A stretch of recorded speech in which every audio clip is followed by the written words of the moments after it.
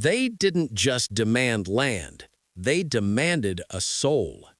A British governor stood before the Ashanti chiefs and asked a question no empire should ever ask.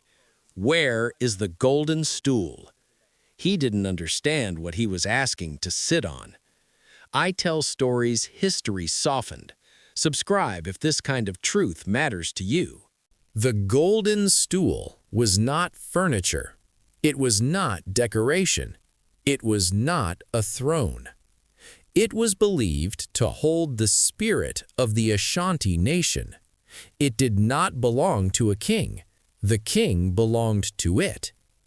It represented memory, bloodline, ancestors, law. It could not be touched. It could not be occupied. To demand it was not diplomacy. It was domination. By 1900, Britain had already pushed deep into the Ashanti Kingdom. Treaties had been forced. A king had been exiled. Fortresses had risen where sovereignty once stood. Empire believed resistance was broken, but power misunderstood something. The Ashanti had lost a ruler. They had not lost belief.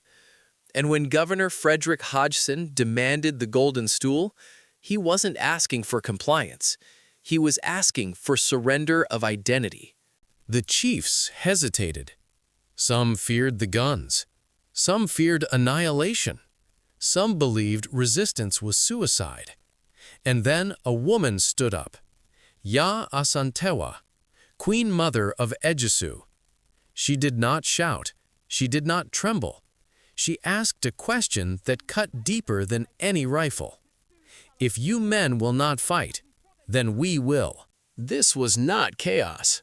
It was organized rebellion. The Ashanti laid siege to the British fort in Kumasi. Supply lines were cut. Communication was blocked. For months, imperial forces were trapped. This was not a reckless uprising. It was calculated resistance. And for a moment, empire stalled. Britain eventually reinforced its troops. Heavy weapons returned. Villages were destroyed. Yaa Asantewaa was captured, exiled. The Ashanti uprising was suppressed. But suppression is not erasure. The Golden Stool was never captured. It was never surrendered. Empire gained territory, but it never possessed what it demanded. Historians debate strategy, numbers, and political complexity. But on this point, there is agreement. The War of the Golden Stool was not about land alone. It was about legitimacy. And legitimacy cannot be seized at gunpoint. Yaa Asantewaa died in exile. The Ashanti Kingdom was absorbed into colonial rule. But her name did not fade.